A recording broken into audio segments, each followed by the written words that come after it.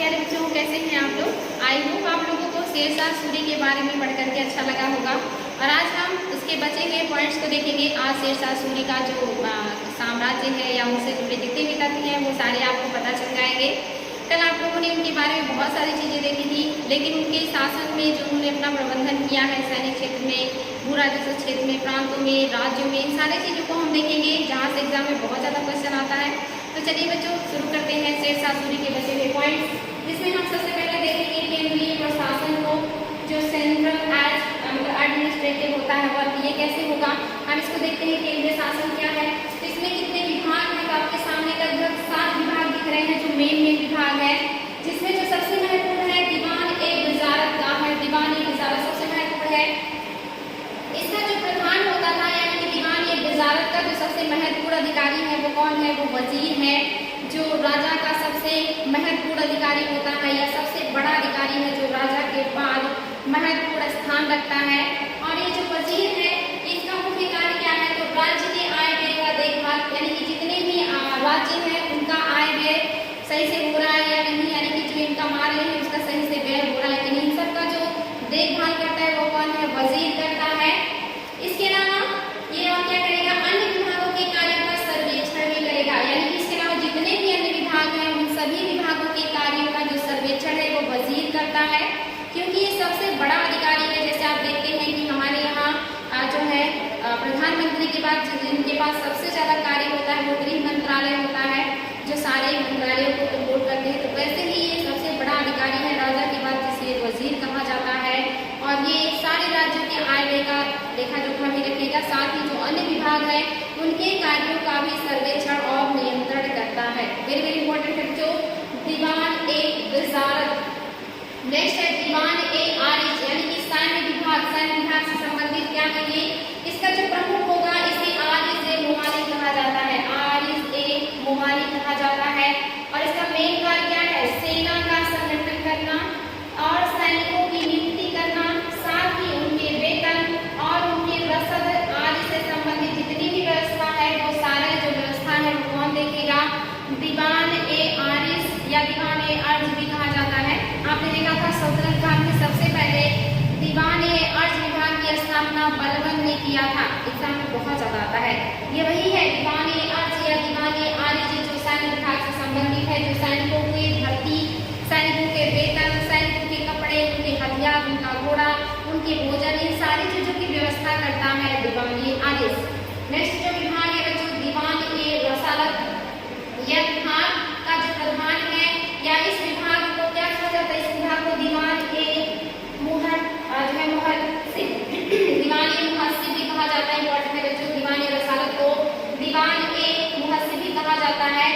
यह विदेश विभाग है, याद रखिए दीवान-ए-रसालत क्या है? ये विदेश विभाग है। कभी कभी एग्जाम में क्या होता है, ये विभाग के नाम दिए रहते हैं और उनके अधिकारी दिए रहते हैं, या उस विभाग का कार्य दिया रहता है और आपको उसे प्रूफ में मिलाना होता है। तो ध्यान दीजिए कि किस विभाग का कौन अधिकारी है और किस विभाग का क्या कार्य है। तो दीवान-ए-रसालत क्या है? ये विदेश विभाग है। और यहाँ पे जो विदेश मंत्री की भांति ये कार्य करता है कि जो देश विदेश से पत्र व्यवहार है या जो देश विदेश से उनका अपना लेन देन है, जो कार्य है, उन सब का नियंत्रण कौन करेगा? तो दीवान-ए-रसालत करता है। ये क्या करेगा? वैदेशिक नीतियों से संबंधित मामलों की देखभाल करने का दायित्व है इसका, कि हमारा जो विदेशी नीति है वो कैसा है, वो ठीक से चल रहा है या नहीं चल रहा है, ये सारी चीजें कौन देखता है? दीवान-ए-रसालत। नेक्स्ट है दीवान-ए-इंसा। इसे शाही सचिवालय भी कहा जाता है। और इसका जो प्रधान अधिकारी है दबीर-ए-मुमालिक, यानी कि दीवान-ए-इंसा का प्रधान अधिकारी है दबीर-ए-मुमालिक।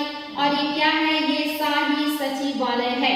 मुख्य कार्य क्या है? शाही फरमानों को राजा के जितने भी राज्यादेश है, यानी कि जो भी शाही फरमान जारी किए जाते हैं या जो राजा के द्वारा आदेश जारी किए जाते हैं उन सभी को लिपिबद्ध करना, यानी कि लिखना, और उसको लिखने के बाद राज्य के या देश के अन्य अधिकारियों के पास उसको भेजना और उनके द्वारा राज्य में उन आदेशों को लागू कराना। ये किसका काम है? ये काम है दीवान-ए-इंसा का। ये जो है सारी चीजों को कंट्रोल करेगा। राजा अगर कोई आदेश देगा तो उस आदेश को वो लिखेगा, लिखित रूप में वो अन्य राज्यों में भेजेगा और अन्य राज्यों के जो अधिकारी हैं उनके ऊपर दबाव बनाएगा जाएगा कि आप उन आदेशों को वहां पर लागू कीजिए, जनता पर लागू कीजिए। ये सारा नियंत्रण कौन करेगा? ये करता था दीवान-ए-इंसाफ शेरशाह के शासनकाल में। आगे है दीवान-ए-कजा। दीवान-ए-कजा क्या है? ये न्याय विभाग है और इसका जो प्रधान है ये काजी हुआ करता था, यानी कि न्याय विभाग का प्रधान काजी हुआ करता था। और न्याय विभाग कोई अलग से विभाग नहीं होता था। जैसे अगर गांव में कोई दिक्कत होती है तो मुखिया न्याय करेगा, परगने में कोई दिक्कत होती है तो वहां का अधिकारी न्याय करेगा, प्रांत में कोई दिक्कत होती है तो वहां का जो मेन अधिकारी है वो न्याय करेगा। और उन सबसे ऊपर या सबसे ऊपर जो न्यायाधीश होता था वो राजा होता था। राजा की मदद के लिए बहुत सारे काजी भी नियुक्त किए जाते थे जो न्याय का काम करते थे। तो यहाँ पे स्टेप बाय स्टेप जो भी अधिकारी जहाँ पे काम कर रहे हैं वही न्याय का काम करते थे। जैसे जो है दीवानी जो झगड़े होते थे उनका जो है निपटारा सरकारों में मुंसिफ या मुंसिफान किया करते थे। और अगर फौजदारी झगड़ा होता था तो उसे सिकदार या सिकदारान उसका निर्णय किया करते थे। तो ये जो भी अधिकारी हैं ये सब जो है न्याय का काम भी किया करते थे। आगे बच्चों दीवान-ए-बरीद, बहुत ही महत्वपूर्ण विभाग। शेरशाह सूरी ने इसे गुप्तचर विभाग भी कहा जाता है। शेरशाह सूरी के काल में गुप्तचर विभाग बहुत ही सक्रिय था और ये पल पल की खबर राजा तक पहुंचाया करते थे। राज्य में कहाँ पे कौन सी घटनाएं घटती थी ये सब राजा को पता होता था। और यहाँ का जो पुलिस प्रबंधन है और जो न्याय प्रणाली है और जो गुप्तचर विभाग है इतना बेहतरीन था कि जो समय के इतिहासकारों ने वर्णन किया है उन्होंने लिखा है कि अगर कोई महिला जो है शेरशाह सूरी के साम्राज्य में एक छोर से लेकर के दूसरे छोर तक अपने सर पर सोने से भरी टोकरी लेकर चली जाए तो किसी की हिम्मत नहीं होती थी कि उससे उसका सामान छीन ले। और कहीं कहीं तो ऐसा भी उल्लेख मिलता है कि शेरशाह सूरी के साम्राज्य में जो व्यापारी होते थे वो सोते थे और जो चोर होते थे उनका सामान जो है उसकी सुरक्षा करते थे कि कहीं ऐसा ना हो कि इनका सामान चोरी हो जाए और फांसी हमें चढ़ा दिया जाए। तो कितना सख्त था उनका शासन, उनका न्याय प्रशासन, उनकी गुप्तचर व्यवस्था, उनका पुलिस प्रशासन। इसी बात से आप आकलन लगा सकते हैं कि उन्होंने बहुत ही ठोस जो है इन सारी व्यवस्थाओं का जो है स्थापना किया था जहाँ पे न्याय, पुलिस और उनका गुप्तचर बहुत ही सक्रिय और बहुत ही बढ़िया था। यहाँ के जो मुख्य है अधिकारी वो वरीद ममालिक कहलाते थे। इन्हीं के अंदर सारे जो मंत्रिमंडल में सारे वरीद काम करते थे। जो अलग अलग गुप्तचर होते थे उन्हें वरीद कहा जाता था और जो मेन अधिकारी होता था वरीद ममालिक कहा जाता था। और ये सभी लोग इन्हीं के अंदर में काम किया करते थे। और जो विभाग था दीवान-ए-बरीद था। इसके अलावा एक और विभाग है दीवान-ए-समन। ये शाही परिवार का प्रभारी अधिकारी था, यानी कि शाही परिवार की सुरक्षा, उसका देखभाल, उसकी सारी चीजों का जो कार्यभार होता था वो होता था दीवान-ए-समन के पास। और ये शाही परिवार का जो है वो रक्षक होता था, प्रभारी हुआ करता था। तो ये थी बच्चों आपका केंद्रीय शासन। केंद्र का जो शासन है वो किन किन विभागों के द्वारा चलता था और उन विभागों का अधिकारी कौन था, उन विभागों का कार्य क्या था, ये आपने देखा। अब हम आ जाते हैं उसके नीचे स्तर यानी कि प्रशासन। और इस प्रशासन में हम देखेंगे प्रांत का प्रशासन, सिख या जो है सरकार का प्रशासन, परगने का प्रशासन और ग्राम प्रशासन। शुरुआत करते हैं प्रांत प्रशासन से। शेरशाह के शासनकाल में जो केंद्र था वो बहुत सारे प्रांतों में बटा था। आज भी जो केंद्र है अलग अलग प्रांतों में बटा होता है ताकि इस पर अच्छे से शासन किया जा सके, नियंत्रण किया जा सके। शेरशाह सूरी के साम्राज्य को भी बहुत सारे प्रांतों में बांटा गया था। और जो प्रांत थे उसे उस समय जो है सूबा भी कहा जाता था, यानी कि प्रांत को सूबा भी कहा जाता था, ध्यान देंगे। और यहाँ का जो अधिकारी था उसे सूबेदार अथवा फौजदार भी कहा जाता था, यानी कि जो प्रांत का अधिकारी होगा, जो सूबे का अधिकारी होगा वो सूबेदार या फौजदार भी कहलाता था। तो इम्पोर्टेंट है बच्चे, इसे ध्यान देंगे। ये प्रांत है और ये प्रांतों के मेन अधिकारी हैं। आगे चल करके जो प्रांत है ये सरकार या सिख में भी जो है बटा हुआ था। संपूर्ण प्रशासन 66 इकाइयों या 66 सरकारों में बटा हुआ था, जिसमें से सबसे ज्यादा जो सरकार थे ये बंगाल में थे। लगभग 19 सरकारों में बंगाल को बांट दिया था शेरशाह सूरी ने जब बंगाल में विद्रोह हुआ था। और उसको छोटे छोटे भागों में या सिखों में बांट दिया था ताकि जो विद्रोह है ये ना हो पाए। और उसे अलग अलग अधिकारियों के अंडर में कर दिया था और उनके अंदर में छोटी छोटी सैन्य टुकड़ी भी रखी थी शेरशाह ने, ताकि जो बंगाल है वो कंट्रोल पे रहे, क्योंकि बंगाल काफी दूर था। इसीलिए सबसे ज्यादा भागों में उसने बंगाल को ही बांटा था। अकेले 19 जो सिख थे वो बंगाल में ही थे। और टोटल जो उनका साम्राज्य था वो 66 सरकारों या सिखों में बटा हुआ था। यहाँ पे वो सारी चीजें मैंने लिखी है। प्रत्येक सिख में सिकदार एक सिकदारान होता था, यानी कि प्रधान सिकदार को सिकदार या सिकदारान कहा जाता था, जो क्या करता था वहां पे फौजदारी मैटर को भी देखा करता था। और मुंसिफ या मुंसिफान भी होता था, प्रधान मुंसिफ जो दीवानी जो झगड़े होते थे उनको भी सुलझाया करता था। ये जो सिकदार या सिकदारान है इसका और क्या काम है, ये जिले का जो नागरिक प्रशासन है उसका प्रभारी होता था कि नागरिकों को कैसे रखना है, किस तरह का प्रशासन होगा, जनता के लिए क्या कार्य होंगे, किस तरह से होंगे, सारा काम जो है वो कौन देखता था, सिकदार या सिकदारान। साथ ही ये सरकार में यानी कि सिखों में शांति व्यवस्था स्थापित करता था और अधीनस्थ परगनों के सिकदारों के कार्यों का निरीक्षण भी करता था। यानी कि ये सिख में क्या करेगा, शांति स्थापित करेगा और उसके अंदर में जो अन्य क्षेत्र है उन पर भी नियंत्रण करेगा और वहां पर प्रशासन का काम कौन देखेगा, तो सिकदार या सिकदारान जो है वो देखता है। इसके अलावा जो मुंसिफ या मुंसिफान है क्या करेगा, ये न्याय विभाग से भी संबंधित है और यह परगने के मुंसिफों के नियंत्रण के विरुद्ध मतलब निर्णय के विरुद्ध अपील को सुनता है। यानी कि एक तरीके से ये ज्यादातर न्याय का ही काम करता है और न्याय के कार्य में ये कैसा न्याय करता है, तो ज्यादातर ये जो है दीवानी का न्याय करेगा। यानी कि जो भी जमीन जायदाद से संबंधित झगड़े होते हैं उसका निपटारा यहाँ पे सरकारों या सिखों में कौन करता है, तो ये काम करते हैं जो है मुंसिफ या मुंसिफान। और ये उन निर्णयों को सुनते हैं जो परगने से ऊपर आता है। यानी कि परगने में अगर जो लोग अपना बात लेकर के जाते हैं और वहाँ के न्यायाधीश के निर्णय से संतुष्ट नहीं होते तो उसके ऊपर जब वो न्याय के लिए गुहार लगाएंगे तो किसके पास जाएंगे, तो उसके बाद जो आएंगे वो आएंगे मुंसिफ या मुंसिफान के पास और ये क्या न्याय करेंगे, ये दीवानी मुकदमे का न्याय करते हैं। इंपॉर्टेंट है बच्चों, इसको ध्यान देंगे आप लोग। नेक्स्ट है परगना। इसके बाद जो है वो परगना है और परगने का प्रशासन कौन करता है, तो यहाँ पर आप देखेंगे यहाँ पर भी एक सिकदार होगा, एक मुंसिफ होगा, एक कोतदार होगा जिसे खजांची कहा जाता है जो खजाने का जांच पड़ताल करता है और दो कारकून होते हैं। यहाँ पर आप देखेंगे कई अधिकारी हैं, सिकदार भी है, इस सिकदार के अंडर छोटा अधिकारी मुंसिफ भी है और छोटा न्यायाधीश। इसके अलावा फौजदार जो खजाने की जांच करता है खजांची भी है, साथ ही दो और कारकून अधिकारी भी हैं। ये चार अधिकारी जो है ये परगने के प्रशासन से संबंधित है। सिकदार के साथ सैनिक दस्ता शांति स्थापित करने के लिए होता था। मोस्टली ये शांति स्थापित करने का काम करते थे, प्रशासन का काम करते थे, नियंत्रण करने का काम करते थे। मुंसिफ का काम दीवानी मुकदमे का जो है निपटारा करना है, वो जितने भी जमीन जायदाद से जुड़े हुए झगड़े होते थे उसे निपटाने का काम करते थे। और साथ ही और क्या करेंगे, ये भूमि का माप एवं लगान व्यवस्था की देखभाल भी करते थे, ये भी इनका काम था। और जो फौजदार थे ये क्या, ये परगने का खजांची जो था ये क्या करते थे, जो फौजदार होते थे ये परगने का खजांची भी कहा जाता था। यानी कि परगने का जो खजाने का जांच पड़ताल है कि जो भू राजस्व ग्राम स्तर से आ रहा है परगने में, या परगने का जो भू राजस्व है ये कोष में सही रूप से संग्रहित हो रहा है कि नहीं हो रहा है, या जो भी पैसा सरकार की तरफ से आवंटित किया जा रहा है परगने को वो सही तरीके से उसका निकासी और उसमें जमा सही से हो रहा है कि नहीं हो रहा है, ये सारी चीजें कौन देखेगा, खजांची या फौजदार देखेगा। इसके अलावा जो कारकून है ये क्या करेगा, ये हिसाब किताब करने का काम करेगा। जितने भी खाते में पैसे आएंगे, खाते से पैसे जाएंगे, उनका हिसाब किताब कौन करेगा, तो ये करेगा कारकून। और वो इसका हिसाब किताब स्थानीय भाषा में भी करता था और फारसी भाषा में भी करता था, ताकि जो लोग हैं वो सबको इस भाषा को समझ सके। तो फारसी और स्थानीय दोनों भाषाओं में हिसाब किताब होते थे, कौन करता था, कारकून करता था। खजाने का रखरखाव कौन करता था, फौजदार या खजांची करता था।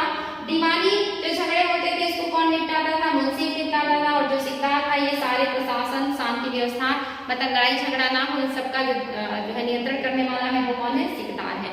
तो चीजें याद रखेंगे बच्चों की कौन से जगह पे कौन सा अधिकारी है और उस अधिकारी का क्या काम है, ध्यान देंगे इसको। आगे है ग्राम प्रशासन। प्रशासन की सबसे छोटी इकाई, शेरशाह सूरी के शासनकाल में प्रशासन की सबसे छोटी इकाई क्या है, ग्राम है। और शेरशाह सूरी नहीं सभी के शासनकाल में शासन की सबसे छोटी इकाई गांव होता है। आज भी हमारे यहाँ शासन की सबसे छोटी इकाई जो है वो गांव होता है, उसके बाद जिले, जिले के बाद राज्य और राज्य के पास फिर हमारा देश आ जाता है। यहाँ पे सबसे छोटी इकाई है और प्रत्येक परगने में कई ग्राम होते हैं। ये जो परगने हैं ये बहुत सारे गाँव में विभक्त होते हैं। परगना छोटा और बड़ा भी हो सकता है, जैसे जिले कभी छोटे होते हैं कभी बड़े होते हैं। एक जिले में कभी कभी बहुत सारे ब्लॉक हो जाते हैं और कभी कभी एक जिले में कम ब्लॉक होते हैं। तो जिले छोटे और बड़े भी हो सकते हैं, यानी एक जिले में कहीं कहीं बहुत सारे गाँव आएंगे और कहीं कम भी आ सकते हैं, तो छोटे बड़े होते हैं। ऐसे ही जो परगना है ये कहीं कहीं बहुत सारे गांव में जो है बटा होता है, उसके अंदर बहुत सारे गांव आते हैं। और इनका जो मुख्य अधिकारी है वो मुकद्दम या मुखिया कहलाता था। गांव का जो अधिकारी होता था वो मुकद्दम या मुखिया कहलाता था, जो गांव के में शांति व्यवस्था स्थापित करने के लिए उत्तरदायी होता था। दूसरा अधिकारी जो था वो पटवारी था, यानी कि जो गांव का मुखिया होता है वो क्या करता है, लोगों के झगड़े सुलझाता है। गांव से संबंधित जितने भी भू राजस्व से संबंधित कार्य है वो सारे राजकोष में जमा करवाने का काम करता है। ये सारा काम किसका है, ग्राम प्रधान या ग्राम मुखिया का, या इनको जो है मुकद्दम भी कहा जाता है। और दूसरा जो ग्राम प्रधान का दूसरा अधिकारी है वो क्या है, पटवारी है। आज भी पटवारी होता है। पटवारी का जो काम है ये कृषकों और उनकी भूमि साथ ही उपज का ब्यौरा रखता है। पटवारी के पास कृषकों का ब्यौरा होता है, उनकी भूमि का ब्यौरा होता है, साथ ही उनके उपज का भी ब्यौरा होता है। इसके अलावा जो गांव की शिक्षा है, सुरक्षा है और स्वच्छता है, इसका प्रबंधन कौन करेगा, ग्राम प्रशासन या ग्राम पंचायतें करेगी। गांव में सुरक्षा, स्वच्छता और शिक्षा की व्यवस्था ग्राम प्रधान करते हैं या ग्राम पंचायतें करती हैं, और गांव में शांति स्थापित करने का काम भी ग्राम पंचायतों का होता है। लेकिन कृषकों और उनकी जमीन और उनकी उपज का जो हिसाब किताब रखता है वो पटवारी रखता है। ये इनके काम है जो कि शेरशाह सूरी के शासनकाल में इनको दिए गए थे। बहुत इंपॉर्टेंट है बच्चों, ध्यान देंगे। तो यहाँ पे देखा प्रांतों का प्रशासन या मतलब जितने भी केंद्र है, केंद्र कितने भागों में बटा हुआ है, या उसके नीचे के प्रशासन, जहाँ पे आपने गांव, जिला, राज्य और केंद्र, यहाँ तक का प्रशासन आपने देख लिया है। आगे कुछ और चीजें हैं, भू राजस्व व्यवस्था देखते हैं हम। भू राजस्व व्यवस्था कैसी है, तो राज्य की आय का जो प्रमुख स्रोत है वो लगान ही होता है। इसीलिए जो शेरशाह सूरी है इन्होंने लगान प्रबंधन में बहुत ही बढ़िया काम किया है। बहुत ही बेहतर तरीके से उन्होंने इस व्यवस्था को लागू किया था, क्योंकि उन्हें पता था कि सबसे ज्यादा जो राजकोष में आय आता है वो भू राजस्व से आता है। इसीलिए इनका जो विशेष ध्यान था वो भू राजस्व के ऊपर था। और यहाँ पर इन्होंने क्या किया है कि आय के प्रमुख स्रोत है और लगान जो है ये कर, मतलब एक तरीके से कहेंगे प्रमुख स्रोत लगान अथवा कर है, जहाँ से राजकोष में सबसे ज्यादा धन आते हैं। शेरशाह भू राजस्व व्यवस्था, आगे जो शेरशाह की भू राजस्व व्यवस्था है ये आगे चल करके अकबर की भू राजस्व व्यवस्था का आधार बनता है। यानी कि इसी को हूबहू अपनाने का कार्य जो है वो अकबर करते हैं। उन्हें इतना पसंद आता है भू राजस्व व्यवस्था शेरशाह का कि अकबर ने भी उसे अपने भू राजस्व व्यवस्था का आधार बनाया था। साथ ही जो यहाँ पे व्यवस्था है ये ज्यादातर रैयतवाड़ी है, यानी कि जो किसान है वो सीधे सरकार को अपना टैक्स दे सकता है और राजकोष में जमा कर सकता है। ज्यादातर क्षेत्र में रैयतवाड़ी व्यवस्था लागू थी और कहीं कहीं के क्षेत्रों में रैयतवाड़ी के बजाय जो अधिकारियों को नियुक्त किया जाता था, जो लगान को जाकर के किसानों से वसूल करते थे। लेकिन शेरशाह के शासनकाल में ज्यादातर जो व्यवस्था है वो रैयतवाड़ी है, ये भी ध्यान देने बच्चों। आगे है जो मुख्य जो राजस्व है ये 3 तरह से लिया जाता था, खेत बटाई, लंग बटाई और रास बटाई के आधार पर। यानी कि कहीं कहीं जो होता था खेत को ही बांट दिया जाता था और उसमें से जो हिस्सा सरकार का होता था सरकार उसका ले लेती थी, और जो है किसान को मिलता था उस खेत का किसान रख लेती थी। तो खेत ही बांट दिया जाता था।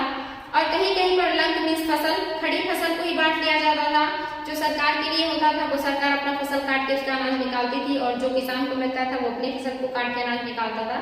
तो खड़ी फसल भी बांटी जाती थी और रास बटाई भी होती थी, यानी कि जब फसल से अनाज को अलग करके उसकी वसाई या साफ सुथरा करने के बाद उस अनाज को बांटा जाता था। तो यहाँ पे तीनों तरह से जो है शेरशाह सूरी के शासनकाल में कर लिया जाता था। समस्त भूमि जो होती थी, आगे भी कि जो शेरशाह है इन्होंने राज्य की समस्त भूमि को अहमद खान के नेतृत्व में माप कराई थी। यानी कि याद रखिएगा बच्चों, अहमद खान जो अधिकारी है इन्हीं के नेतृत्व में राज्य की समस्त भूमि का उन्होंने माप करवाया था और माप करके जमीन को किसानों को दिया था, और उसी के आधार पर राजस्व का जो है निर्धारण किया गया था। कौन है, तो याद रखिएगा नाम अहमद जो है खान, इनके नेतृत्व में काम हुआ था। माप के लिए जिसका उपयोग किया जाता था गजे सिकंदरी था। सिकंदर के नाम पर ये गजे सिकंदरी जो है इसका उपयोग किया जाता था। यहाँ पर माप के लिए आपने देखा था जो सिकंदर है लोधी वंश के, इन्होंने गजे सिकंदरी चलाया था। तो ये जो है भूमि माप का पैमाना था और इसका उपयोग शेरशाह सूरी के शासनकाल में भी किया गया है, गजे सिकंदरी।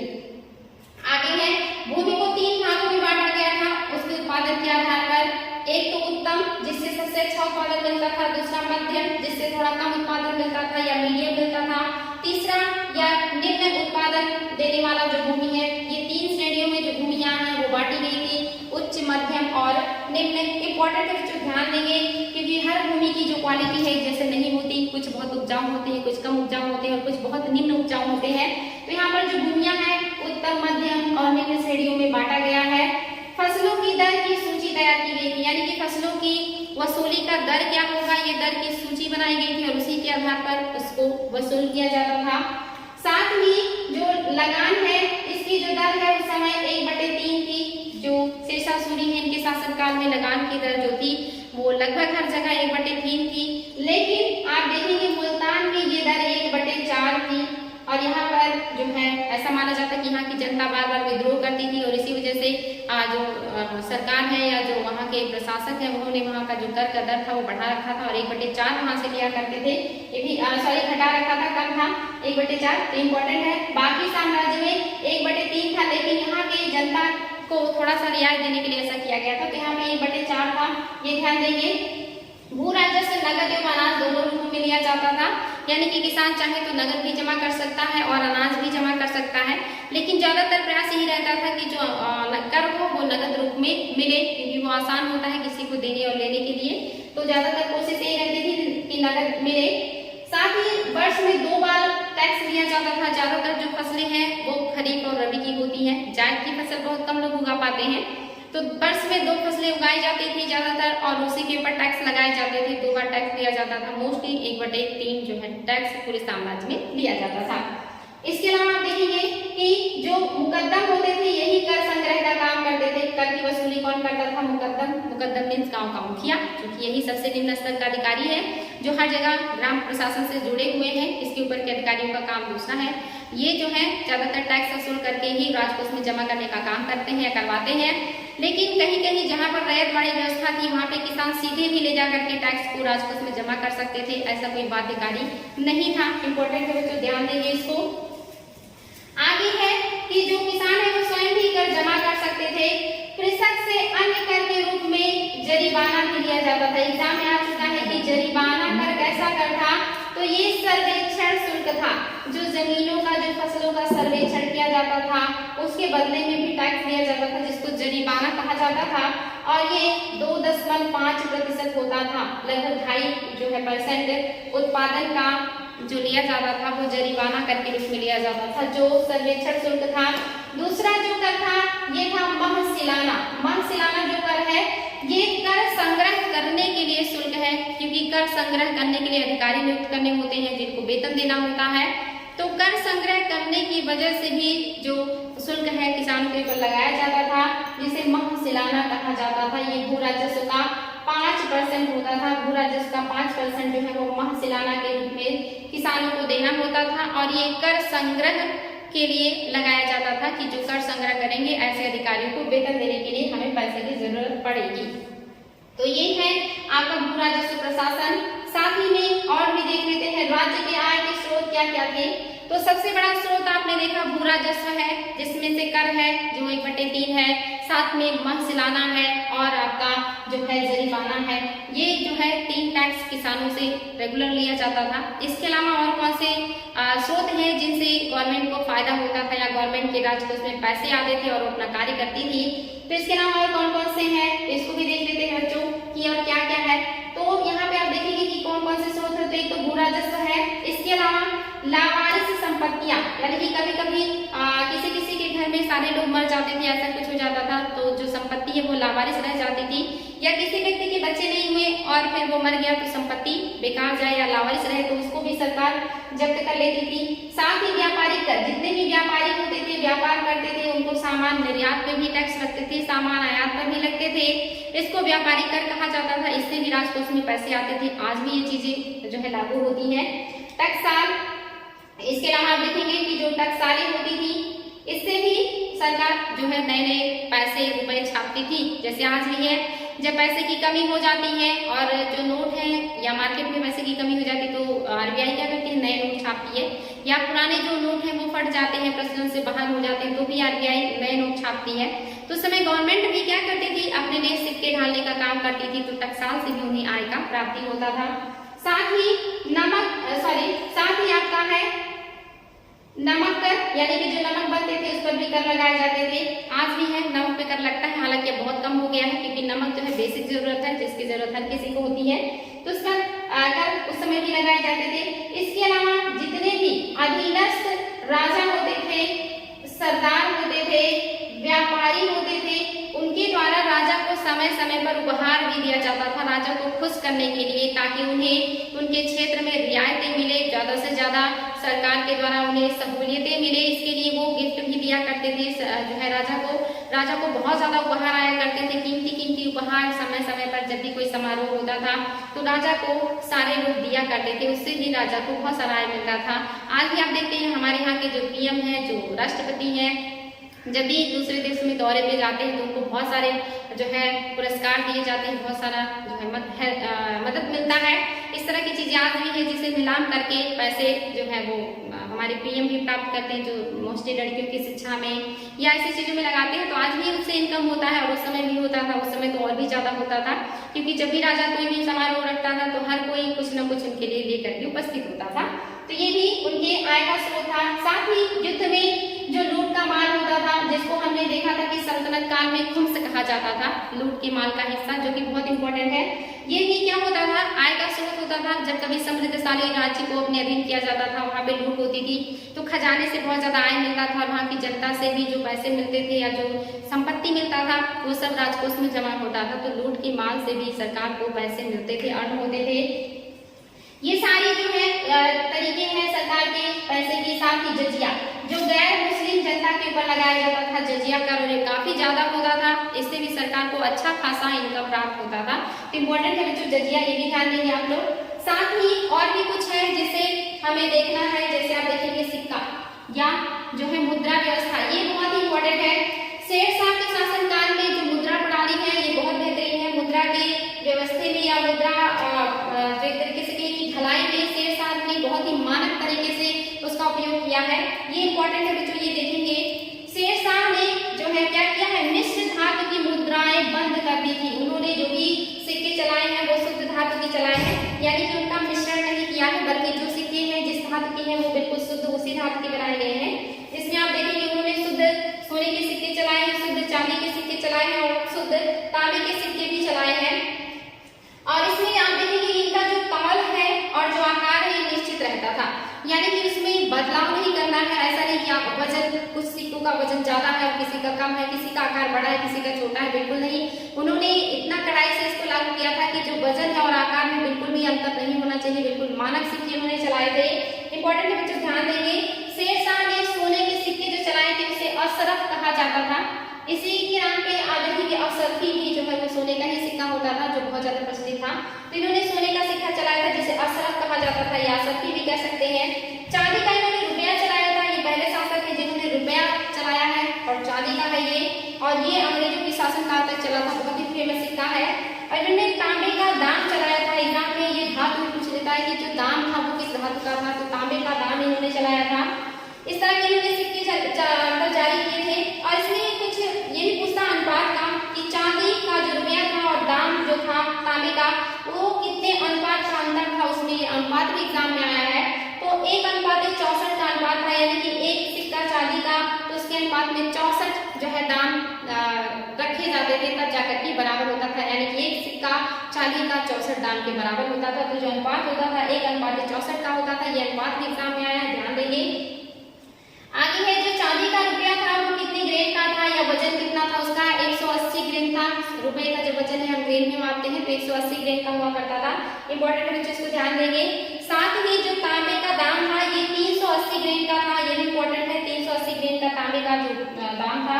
और साथ ही जो रुपया था ये इसके दाम का जो है रुपए के हिसाब से अगर दाम देखेंगे तो 40वां हिस्सा होता था, यानी कि 1 रुपए का 40वां हिस्सा जो है वो दाम हुआ करता था, ये अनुपात था। जो तांबे का था वो अन्य धातु की थी, जिसमें अधोला था और पावला था। अधोला पावला ये भी तांबे के सिक्के हैं। दमड़ी और जीतल, दमड़ी जीतल अधोला पावला ये 4 और भी तांबे के सिक्के हैं, इसको ध्यान देंगे बच्चों। 4 और तांबे के सिक्के, इनका नाम अभी तक जो एग्जाम में नहीं आया लेकिन आ सकता है क्योंकि नाम बहुत अजीब है। एक है अधोला, दूसरा है पावला, तीसरा है दमड़ी और चौथा है जीतल। ये सारे सिक्के थे जो उन्होंने चलाए थे तांबे के। साथ ही उनके शासनकाल में जो सिक्के ढालने की टकसालें थी ये भी ध्यान देंगे। ये लगभग 23 जो है टकसालें थी उस समय, 23 टकसालें थी, इंपॉर्टेंट है, इसको ध्यान देंगे। 23 जो है टकसालें थी, ऐसे बच्चे ध्यान देंगे, थोड़ा सा चल नहीं रहा है। 23 टकसालें थी जो उस समय सिक्के ढलाई का काम करते थे, इसको भी ध्यान देंगे। आगे और भी देख लेते हैं क्या क्या बचा है। तो जनहित कार्य क्या क्या किया है शेरशाह ने। तो जनहित कार्य में आप देखिए कि इंपॉर्टेंट है, जनहित कार्य में क्या क्या है देख लेते हैं। पहला तो सड़क और सराय, ये बहुत ही ज्यादा इंपॉर्टेंट है और बहुत ही ज्यादा फेमस है, क्योंकि इसके लिए शेरशाह सूरी आज भी याद किए जाते हैं, सड़क और सराय निर्माण के लिए। इन्होंने लगभग महत्वपूर्ण जो है 4 सड़कें बनाई थी उस समय, ताकि जो यातायात है, जो व्यापार है, ये सुगम हो सके। और उसमें उन्होंने जो सबसे बड़ा जो है मार्ग बनाया था वो था आपका पहला मार्ग, इसको क्या कहते थे, सड़क, ये आजम या शेरशाह सूरी मार्ग कहा जाता था। और ये जो था ये बंगाल के सोनार गांव से आगरा, दिल्ली, लाहौर होते हुए पंजाब के अटक तक जाता था। ये एग्जाम में आया भी है कि जो शेरशाह सूरी द्वारा चलाया गया मार्ग है, ग्रैंड ट्रंक रोड है, ये जो प्रथम मार्ग है ये कहां से कहां तक गया है। तो याद रखिए मुझे, कहां से कहां गया है, बंगाल के सोनार गांव से लेकर के ये गया है पंजाब के अटक तक। और ये सबसे लंबा सड़क था, जितने भी सड़क उन्होंने बनवाए थे उसमें सबसे लंबा सड़क था। इसे सड़क ए आजम भी कहा जाता है और इसी को शेरशाह सूरी मार्ग भी कहा जाता है। और आगे चल करके लॉर्ड ऑकलैंड ने इसी को जीटी रोड कह करके पुकारा था, ग्रैंड ट्रंक रोड कह करके पुकारा था। ये एग्जाम में आया कि किस ब्रिटिश गवर्नर ने शेरशाह सूरी मार्ग को जो है जीटी रोड कह के या ग्रैंड ट्रंक रोड कह के पुकारा था। तो ये ऑकलैंड है, ये भी आप लोग ध्यान देंगे, बहुत इंपॉर्टेंट है बच्चों। दूसरा जो सड़क है ये आगरा से बुरहानपुर तक जाती थी, आगरा से बुरहानपुर का है ये। और तीसरा जो है ये मार्ग आगरा से जोधपुर और चित्तौड़ तक जाता था, ये जो है राजस्थान को जोड़ता था, जोधपुर और चित्तौड़। और जो चौथा है ये लाहौर से मुल्तान तक जाता था, यानी कि ये पाकिस्तान से अफगानिस्तान को जोड़ता था। तो इन्होंने ये 4 महत्वपूर्ण जो है सड़कें बनाई थी और इन सड़कों के किनारे छायादार जो है वृक्ष लगवाए थे, ताकि जो यात्री हैं उन्हें छाया मिल सके और वो आराम से यात्रा कर सके। साथ ही इन्होंने जो है बहुत सारे सरायों का निर्माण करवाया, लगभग 1700 सरायों का निर्माण कराया था। और सड़क के किनारे हर 4 मील पर एक सराय बनाए गए थे कि जो यात्री हैं अगर उन्हें चलते वक्त थकान लगे या कोई दिक्कत असुविधा हो या रात हो जाए तो आराम करने के लिए उन्हें ठहरने की जगह मिले, तो इसीलिए उन्होंने हर 4 मील पर एक सराय बनाए थे। और लगभग 1700 सरायों का निर्माण इन्होंने इन मार्गों पर बनवाए थे। और इन सरायों में हिंदू और मुस्लिम जनता के रुकने के लिए अलग अलग जो है व्यवस्था की गई थी। जो हिंदू होते थे उनके लिए खाने और उनके घोड़े के चारे की व्यवस्था ब्राह्मण किया करते थे, और मुस्लिम वर्ग के लिए इस तरह की व्यवस्थाएं मुस्लिम लोग किया करते थे, ताकि वहाँ पे किसी को दिक्कत ना हो। और साथ ही जो ये सराय थे इसे शेरशाह सूरी ने डाक खाने के रूप में भी उपयोग किया है। वहाँ पर हमेशा 2 घोड़े तैनात रहते थे। जब भी साम्राज्य में कोई घटना घटती थी तो वहां से जो घुड़सवार होता था घोड़े पे बैठकर उस खबर को लेकर के आगे जाता था, और अगर वो थक जाता था तो दूसरे सराय में घोड़े को बदल देते थे, वहां से दूसरा घोड़ा लेकर के दूसरा व्यक्ति उसको आगे जाता था, ताकि जो घोड़े और जो व्यक्ति है वो थके ना और ये काम बहुत तेजी से हो और जो गवर्नमेंट है या जो राजा है उसे आसानी से और बहुत तीव्र गति से सारे संदेश मिले। तो इनका जो सराय है ये डाकघर और डाक खाने का काम करता है, साथ ही व्यक्तियों के लिए रुकने ठहरने और हर तरह के यहाँ पे घोड़े के लिए चारे, इस तरह की व्यवस्थाएं शेरशाह सूरी ने करवाई थी।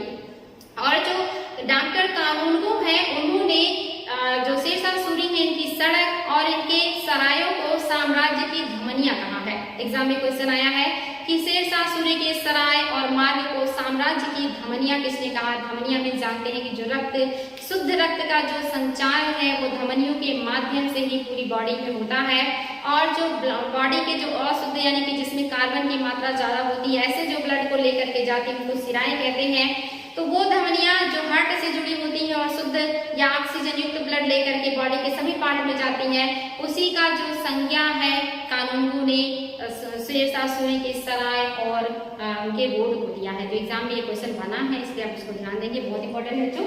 नेक्स्ट जो है शिक्षा और साहित्य, इन्होंने शिक्षा और साहित्य के क्षेत्र में भी बहुत अच्छा काम किया है। इन्होंने बहुत सारे मकतबों और मदरसों का निर्माण करवाया है, ताकि जो शिक्षा है वो अच्छा हो सके। चूंकि शेरशाह सूरी खुद एक शिक्षित व्यक्ति हैं, इन्होंने जौनपुर में खुद शिक्षा ग्रहण किया था, तो इन्होंने भी शिक्षा के क्षेत्र में बहुत बढ़िया काम किया है। इन्हीं के टाइम में मलिक मोहम्मद जायसी नामक कवि भी थे। एग्जाम में क्वेश्चन बनता है कि मलिक मोहम्मद जायसी किसके शासनकाल से संबंधित है? शेरशाह सूरी के शासनकाल से संबंधित है। और इन्होंने बहुत सारी रचनाएं भी करी थी, जैसे पद्मावत, अखरावत, आखिरी कलाम, इस तरह की रचनाएं जो है ये किसने किया है? मलिक मोहम्मद जायसी ने किया है। पद्मावत आप जानते हैं कि किसको समर्पित है, इंपॉर्टेंट है, इसको ध्यान देंगे। अलाउद्दीन खिलजी और पद्मावती की इसमें कथा है या उनके बारे में वर्णन है, तो इंपॉर्टेंट बच्चों ये सारी चीजें लिखा है मलिक मोहम्मद जायसी ने, जो संबंधित है शेरशाह सूरी के शासनकाल से, और उन्होंने शिक्षा के क्षेत्र में बढ़िया काम किया है। नेक्स्ट उन्होंने काम किया है जनहित काल में, वो है दान विभाग का गठन। यानी कि साम्राज्य में बहुत सारे ऐसे रहते हैं लोग जो असमर्थ होते हैं, जो वृद्ध होते हैं, जो बीमार होते हैं, जो मतलब जो अक्षम होते हैं कार्य करने के लिए। ऐसे लोगों के लिए भोजन की व्यवस्था और उनके लिए दान की व्यवस्था जो है वो शेरशाह सूरी ने किया है। वही यहाँ पे है कि शेरशाह ने अंधों, वृद्धों, अपाहिजों, विधवाओं एवं विद्वानों जिनके जीविकोपार्जन के लिए कोई व्यवस्था नहीं होती है, ऐसे लोगों को दान देने के लिए विभाग भी बनाया था। और इस विभाग को ये भी निर्देश दिया गया था कि वो जगह जगह पर लंगर लगवाए, और उस लंगर में जितने भी भूखे लोग हैं, जिनको भोजन नहीं मिल पाता है, वो लोग वहां से भोजन जाकर के ग्रहण करें। इस तरह की व्यवस्था शेरशाह सूरी ने किया है। साथ ही इन्होंने कुछ निर्माण कार्य भी किया है, जैसे पाटलिपुत्र का नाम बदल करके इन्होंने पटना किया था। एग्जाम में क्वेश्चन बनता है कि पटना को जो है पाटलिपुत्र का नाम बदल करके पटना किसने रखा था? शेरशाह सूरी ने रखा था। साथ ही इन्होंने कन्नौज में एक शहर भी बसाया था, जिसे या मतलब जो है शेरसूर के नाम से जाना जाता है। शेरसूर नामक नगर भी इन्होंने बसाया था कन्नौज में। कन्नौज आप जिसे इत्र की नगरी कहा जाता है, इलाहाबाद के पास पड़ता है। इसे जो है महोदया के नाम से भी जाना जाता है। एग्जाम में क्वेश्चन बनता है कि महोदया नगर किसे कहा जाता है? कन्नौज को, और इत्र की नगरी भी उसे कहा जाता है। वहीं पे इन्होंने जो है शेरसूर नामक नगर भी बसाया है। साथ ही बिहार के सासाराम में अपने जीवन काल में ही इन्होंने एक झील के मध्य में ऊंचे चबूतरे पर हिंदू और मुस्लिम जो शैली है उसके मिश्रण से, या उन दोनों की शैलियों का मिश्रण मिलता है, एक मकबरा बनाया जो बेहद खूबसूरत है, और वो झील के बीच में है, ऊंचे चबूतरे पर है, और ये सासाराम में है। और ये शेरशाह सूरी ने अपने लिए बनवाया था अपने जीवन काल में ही, और मृत्यु होने के बाद इनको वहीं पर दफन कर दिया गया था। ये सारी चीजें इंपॉर्टेंट है बच्चों, ध्यान देंगे। साथ ही इन्हीं के शासनकाल में महादवी आंदोलन भी शुरू हुआ था। एग्जाम में क्वेश्चन बन सकता है कि महादवी आंदोलन किसके शासनकाल में शुरू हुआ था? शेरशाह सूरी के शासनकाल में हुआ था। ये जो सारी चीजें आप पढ़ रहे हैं, ये मात्र शेरशाह सूरी के 5 सालों का कार्य है, क्योंकि इसके पहले उनके पास इस तरह का कोई प्रशासन नहीं था। वो राजा बनते हैं 1540 में, और 1545 कालीन जंग विजय करते हुए उनकी मृत्यु हो जाती है। ये सारी चीजें मैंने आपको बताई थी। और 1540 से 45 के बीच में उन्होंने किस तरह अपने केंद्रीय प्रशासन को बांटा है, अलग अलग विभागों को दिया है। फिर उन्होंने उस केंद्रीय प्रशासन को कितने लोगों के बीच में प्रशासन में किया है। शासन में होता है वो लोग जो देश चलाने के लिए नीतियां बनाए, या केंद्र स्तर से कैसे कंट्रोल किया जाएगा, क्या काम किया जाएगा, उसे केंद्रीय शासन कहते हैं। और प्रशासन जिनके माध्यम से उन बनाए हुए नीतियों को देश में लागू कराया जाता है, ऐसे लोगों को प्रशासन के अंतर्गत रखा जाता है। जैसे आप यहाँ देखेंगे जिले का जो प्रशासन है वो जो है डीएम देखते हैं, उसके नीचे का जो है वो और अधिकारी देखते हैं। तो ये प्रशासक है जो उस नियम कानून को लागू कराते हैं जनता के बीच, जो केंद्रीय शासक के द्वारा या शासन के द्वारा बनाया जाता है। तो ये शासन है जो नीतियां बना रहे हैं अलग अलग विभाग के लिए, लेकिन उनको नीचे के क्षेत्र को इम्प्लीमेंट कौन करवा रहे हैं? तो प्रशासक करवा रहे हैं। और फिर उन प्रशासकों के अंडर में कौन कौन से हैं अधिकारी, उनका क्या काम है, वो सारी चीजें मैंने बताई। ये सारे जनहित कार्य हैं उनके सिक्के और सराय और रोड, ये सारी चीजें हमने देखी। तो आई होप बच्चों आप लोगों को क्लास समझ में आया होगा, और शेरशाह सूरी से जो भी बनेगा एग्जाम में क्वेश्चन आप लोगों को इससे बाहर नहीं जाएगा। इसके बाद शेरशाह सूरी के उत्तराधिकारी आते हैं, वो उतनी इंपॉर्टेंट नहीं है, इसलिए हम उसे नहीं देखेंगे। अगले क्लास में हम अकबर को देखेंगे, जो हमारे लिए बहुत इंपॉर्टेंट है। तो नेक्स्ट डे हम देखेंगे अकबर को। आज के लिए इतना ही, फिर मिलेंगे कल नए क्लास में अकबर के साथ। Thank you.